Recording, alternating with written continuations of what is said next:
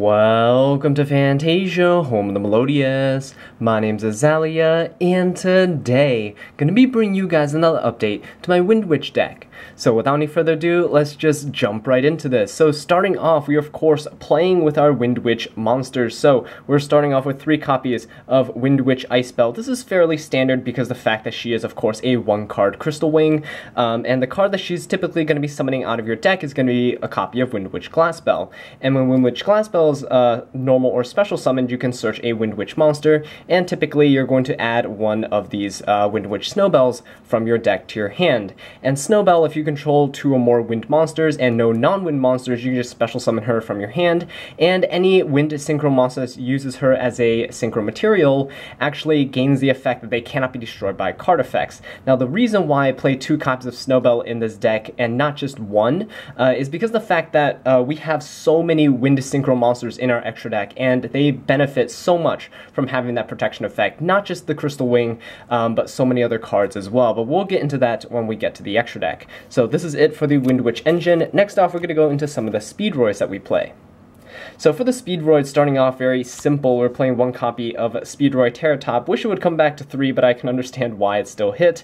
And we're playing 3 copies of Speedroid Takatomborg. This is the heart and soul of the Speedroid part of the deck, because the fact that Terratop allows you to search any Speedroid monster from your deck, and Takatomborg allows you to swarm the field with extra monsters by summoning itself out. And of course, you can tribute it from your side of the field to go ahead and special summon a Speedroid tuner from your deck to your side of the field. And because Speedroid tuners have varying levels, or can potentially change the levels of your other Speedroid monsters, you can go ahead into a bunch of synchro plays of varying levels, which is very nice. So yeah, that's why these cards are of course in here in those ratios. Now for the normal summons of the Speedroids, we are playing 2 copies of Speedroid Horse Stilts. Now Horse Stilts is kind of like a marauding captain, I believe, so you can normal summon it and then you can special summon a Speedroid monster from your hand, which is kind of nice. If you have extra tuners in your hand, you can special summon them out, and of course you can go and synchro with them. Now Horse Stilts has a graveyard effect as well, so during your next main phase or any other subsequent main phases, you can banish this card from your graveyard to send a wind monster from your deck to the graveyard, which is kind of nice for setting up some of your tuners, especially things like Denden Daiko Duke or Triad Dice, which have graveyard effects that can help, expand on your plays or to help protect you from battle. So 2 copies of Horse Stilts is pretty good ratio because of the fact that you don't want too many normal summons in this deck. And the other normal summon that I play is going to be 2 copies of Speedroid Double Yo-Yo. Now Double Yo-Yo is really good because the fact that this card is kind of like the opposite of Horse Stilts. Horse Stilts summon stuff from your hand to help you initiate plays on your first turn. Double Yo-Yo helps you on subsequent turns, like turns 2, 3, 4, and beyond, by recovering monsters from your graveyard, special summoning them to your side of the field, and then allowing you to go for synchro plays there. Yo-Yo does not have a graveyard effect, but it is really good for in terms of card advantage because it just basically becomes a 1-card synchro monster when you normal summon it. So that's why I play 2 of those. Now we're going to go into the Speedroid tuners that we play, and these are my ratios. We're playing 2 copies of Speedroid Red-Eyed Dice. Now Red-Eyed Dice is the card that can manipulate the levels of your other Speedroid monsters. So you can target one other Speedroid monster that you control, and then declare a level from 1 to 6, and you can change its level to that. So Triad Dice can basically change anything, any other monster you control into one of those levels, and you can easily go into a synchro from levels 2 to 7. You're most likely going for the upper end of the bracket, so you're probably going to change things to level 4 to 6, so you can go for synchros 5, 6, and 7, because those are the most common levels that we have in our extra deck. But of course, you can adjust your extra deck to, fit whatever types of monsters you want to summon. That's going to be up to you. So we're also playing 2 copies of Speedroid Triad Dice. Now, Triad Dice is actually really nice because of the fact that you can negate attacks with it by banishing it from your graveyard, and we do have ways from the extra deck that you can recover things from both your graveyard and from your banished pile. So just because you're banishing this Triad Dice to negate a few attacks doesn't mean that it'll be gone forever. You can always add it back from your banished pile back to your hand and reuse it, of course, with something like Horse Stilts, which is pretty nice. And the last tuner that I play that are part of the Speedroids is going to be 2 copies of Speedroid Den Daiko Duke. And Den Daiko Duke is very, very good for expanding on your plays because the fact that you can just banish him from your graveyard to special summon a Speedroid tuner from either your graveyard or your hand to your side of the field. So you can help basically synchro climb from your lower level synchros into your higher level synchros with this card. And it is really, really good, and it's probably one of the best tuners in this deck. So yeah, I played 2 of each. I found those ratios to be pretty nice. Drawing into them doesn't really matter too much because you have ways to get them out of your hand with things like horse stilts and stuff like that. So it's not too big of an issue. You just don't want to see like a ton of them in your hand because then of course you would brick. Alright, so moving on, I have a little tech that I play in this deck, and it's going to be 2 copies of Pilica, the Descendant of Gusto. So I play 2 copies of Pilica in this deck because I do play a copy of Emergency Teleport, and Pilica is so good because the fact that you just special summon it out with Emergency Teleport, doesn't take up your normal summon, and you can target any wind tuner monster in your graveyard and special summon it to your side of the field. So unlike Double Yo-Yo, which can only bring back Speedroids, Pilica can bring back things like Glass Bow, it can bring things back like Snowbell, and it can help you climb into your synchro plays and expand on your boards. And just having that emergency teleport, having access to that Pilica in your hand can get you that extra synchro monster that you really need on your side of the field, and can help you really establish your board. So that's why I play 2 copies of this. You can of course cut it if you don't like her, but in my testing she has been fantastic. So that's why I included 2 copies of her. Now moving on into the hand traps, before we go on into the spell cards, I'm playing 3 copies of Ghost Ogre and Snow Rabbit, and I'm playing 3 copies of Ash Blossom and Joyous Spring. Now, these don't have to be the hand traps that you play, but you should be playing some form of hand traps in the upcoming format. Things like Droll and Lockbird are also really good to have because the fact that, you know, we have Sky Strikers that's been released, and Engage and things like that where they just continuously draw and search. You can stop those kind of loops and that snowballing advantage that your opponent would get if you had hand traps like Droll and Lockbird and such. Ash Blossom's of course really good because you can stop those searches immediately and you don't have to wait like you do with Droll. And Ghost Ogre you can replace with Effect Veiler if you really want to. Effect Veiler is really good against Goki decks, but Ghost Ogre is just a really well-rounded hand trap that can hit things like field spells. You know, Diagram did not get hit. True Draco still might be doing some stuff in the upcoming format, but we'll just have to wait and see, and you can adjust your deck list as the format progresses. Alright, but yeah, those are the 6 hand traps that I play. Next off, we're going to go into the spell cards. So for the spell cards, very simple lineup actually. We're playing 3 copies of Speed Recovery. Now this is very much like Lunalight Perfume if you have played the Lunalight archetype. Speed Recovery basically just allows you to Monster Reborn a Speedroid monster from your graveyard. And this card is really good because the fact that Terratop is at 1, and if it ever gets sent to your graveyard, you can use this card to bring it back and then continuously go for your searches. Now the other reason why this is fantastic is because you can banish this card from your graveyard and then target 1 Speedroid monster in your graveyard and add it back to your hand. So you can recover things like your Horse Stilts or your Double Yo-Yo from your graveyard, so you can go ahead and use those normal summons to help you gain advantage and go into your synchro plays. And that is why Speed Recovery is such a great card, and I highly recommend just playing it at 3. Now the other card that I play that is, it's optional, you don't have to play this, but I just really love this card, is going to be 3 copies of Return of the Dragon Lords. Now the reason why I play this is because the fact that Crystal Wing usually takes up that extra monster zone, and it is a really powerful card, and you don't really want to get rid of it. But in this case, because we have things like Great Fly, which we'll get into when we get to the extra deck, which recently got released in Flames of Destruction, you want to be able to open up your link markers so that you can go ahead and summon more extra deck monsters from your extra deck and swarm the field with a bunch of powerful monsters.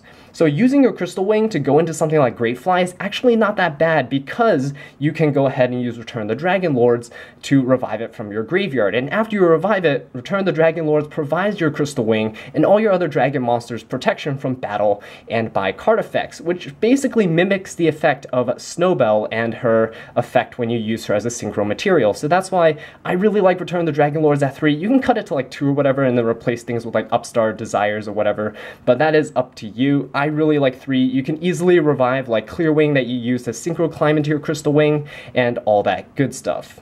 Alright, so continuing on with the spell cards, we're playing 3 copies of Called by the Grave. This card is fantastic, and it is in low rarity, so it's really accessible, it's really cheap. Highly recommend you pick up 3 of them if you're playing a combo-based deck like this, because it can stop all the hand traps, stop the Ash Blossoms, the Ghost Ogres, the Effect Veilers, the things that would typically just end your turn, essentially. You can stop those and then continue off from there, so definitely recommend playing 3 copies of this.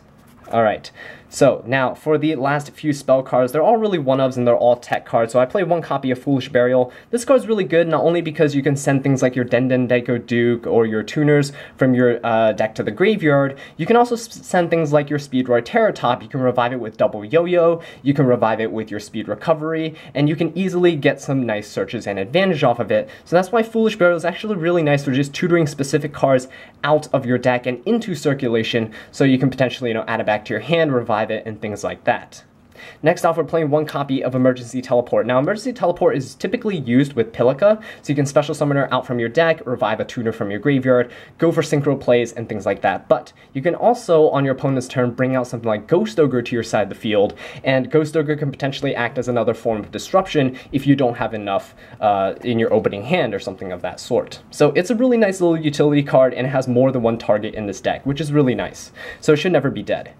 Now, the next card that I play is going to be Monster Reborn, and we're ending things with a copy of Soul Charge. These should be pretty self-explanatory because we're playing a combo-based deck, and we have a lot of synchro climbing in this deck. So that means, you'll make a lower level synchro and then use it as a material to climb into a higher level synchro.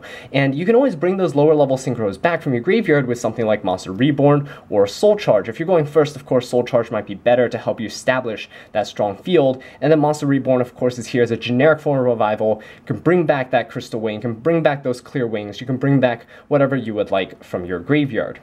But yeah, that does it for these spell cards. Next off, we are going to go into the extra deck. Okay, so for the extra deck, starting off, we are playing 2 copies of this new Link monster that got released in Flames of Destruction, Great Fly. Now, Great Fly only requires 2 wind monsters, and it is such a powerful card because it boosts the attack of all your wind monsters by 500 points. And also, if this card is destroyed by battle or by card effect, you can add any wind monster from your graveyard back to your hand. So you can recover your Windwitches, you can recover your Speedroids, you can even recover your extra deck monsters, including itself. So that's why we're only playing 1 other Link monster, and it's proxied over here, but this is going to be Borreload Dragon. And Borreload Dragon is just really great for you to kind of steal your opponent's Borreload or steal your opponent's monsters so that they can't utilize them against you anymore. And Borreload just here as a tech, you don't really go into it too often. You're most likely just going to go into your Synchro monsters, into your Great Fly's Link markers, and then going off from there. So this is only here as like a little tech. Feel free to replace it if you want to, but it's better to have it than to not, of course. Now, starting off with the XYZs here, we're only playing 2 of these. We're playing 1 copy of Totem Bird and 1 copy of the Phantom Knights of Breaksword. And Totem Bird's here to negate, spells and traps, which is really nice because it helps give that extra layer of protection to your side of the field, because Crystal Wing can only negate monster effects, so this covers the other half of the card pool that your opponent's deck probably has. And the Phantom Knights of Breaksword is really good because it's a little utility. It's kind of like a Diamond Direwolf, but it's a rank 3, so you can just pop something on your side of the field to destroy something on your opponent's side of the field, and basically use that spot removal. Great for getting rid of floodgates like Anti-Spell or Imperial Order, because those are going to see more play, especially now that the Sky Strikers are out in the TCG. So yeah, those are the only 2 XYZs that I play. It's only for utility purposes, and you don't really go into them too much. Now, for the most important part of the deck, we're going to go into the Synchro monsters. So, starting off, we're playing 1 copy of High Speedroid Chambara. Now, Chambara is proxied over here, because I think it might get a reprint soon. It's about time for reprint season to come around. So anyway, 1 copy of Chambara. It's very strong because you can attack twice during each battle phase, and with the help of Great Fly, which boosts his attack by 500, you can deal a massive amount of damage to your opponent, which is really nice. Just make sure this doesn't get stolen by your opponent's Borreload so that it'll get used against you, right? Okay, so 1 copy of Stardust Charge Warrior is up next, and this Stardust Charge Warrior is really nice because it has 2000 attack, gets boosted 500 by Great Fly, and that means at 2,500 attack, you can attack every single special summon monster your opponent controls once each. You're going to be dealing quite a bit of damage to your opponent, if not just clearing out their entire field altogether, if they're playing, you know, some smaller link monsters and things like that. And Star Charge Warrior also gets you that nice draw when it's special summon, so it's pretty good. It helps you net some advantage, helps you climb into some of your higher level synchros. Now, speaking of which, we're also playing one copy of High Speedroid Kendama, and Kendama is really nice for its burn damage. Now, Kendama, you just banish a machine-type monster from your graveyard to inflict 500 damage to your opponent, which is kind of cool. It also does some piercing damage, so if your opponent is trying to stall and set some stuff, you can easily deal some damage from there. And then Kendama, if you have no cards on your side of the field and this card's in your graveyard, you just special summon it to your side of the field, which is pretty nice, although I believe it takes away your normal summon, but that is completely fine. And we're also playing one copy of Black Rose Dragon. This is the nuke that you use. It's like the panic button that you press. Just nuke your opponent's board, reset the game state, and then hopefully you can establish a field after that. But yeah, this is kind of like the reset button that you use. Doesn't really come up in every duel, but sometimes if your opponent just has too much advantage from the Sky Strikers and all that good stuff, then you might want to hit that reset button right there. Okay, so next off we're going to go into some of the powerhouses of the deck. So we're playing one copy of Windwitch Winterbell, and Winterbell is a fantastic card, of course, because it helps you inflict some burn damage to your opponent. Now, the secondary effect that it has during the battle phase, where you can special summon a monster from your hand, it actually comes up quite a bit in this deck if you're playing around some of your opponent's cards and you're trying to just put some more monsters on the field so you can go and climb to your synchros and whatever your link plays during your main phase 2. Winterbell's actually not that bad of a card to have. So this is kind of like a little utility, and with the new end of match procedures between Kendama, Winterbell, and the main deck Windwitch monsters that inflict burn damage to your opponent, it's actually going to be pretty good in order to help you stay ahead in life points. Okay, so we're also playing one copy of Clearwing Synchro Dragon. Feel free to play something like Clearwing Fast Dragon if you have it and you want to play it instead, but I really like Clearwing Synchro Dragon because of the fact that it goes to a graveyard and not to the extra deck if you use it as a synchro material and climb into other things. And that's important because Return the Dragon Lords can actually bring back that Clearwing back from your graveyard, and it can help you add that additional layer of protection to your Crystal Wing, which is pretty good. Now, we're also playing one copy of Stardust Dragon. Now, Stardust Dragon is the level 8 wind synchro monster that we play. The other synchro that we play is going to be one copy of Psyframe Lord Omega, but this is not a wind attribute, this is light. So if you summon something like your Glass Bell or your Pilica, you're actually locked only to wind monsters. So sometimes if you really need to go for a level 8 synchro, Stardust Dragon's there for you. Omega's nice because you have that utility that you can go into it if you don't play in like your Glass Bell that turn, or you don't play your Pilica that turn. You can easily go for Omega. Omega can help recycle some of your banished cards, which is actually pretty nice. Speed Recovery, Stendendeko Dukes, Horse Stilts, and things like that. So those are just options that you can go for. And last but not least, of course, we were playing two copies of Crystal Wing. Because we're playing the Wind Witches, because we're playing Speedroids, this is their ace monster, and we have to play two of them, because you actually run through them quite a bit. Speedroids can easily make this card, and of course Ice Bell is a one-card Crystal Wing, so you're going to need two copies at the very least, and you can always revive them from your graveyard with, Monster Reborn, Soul Charge, Return the Dragon Lords, and all that good stuff. So yeah, that does it for the extra deck, and that does it for this deck profile. So thank you all so much for watching this video. I really do appreciate it. If you enjoyed it or found it helpful, please leave a like, subscribe for more Windwitch content, and leave a comment down below letting me know what I can do to improve. And until next time, take care.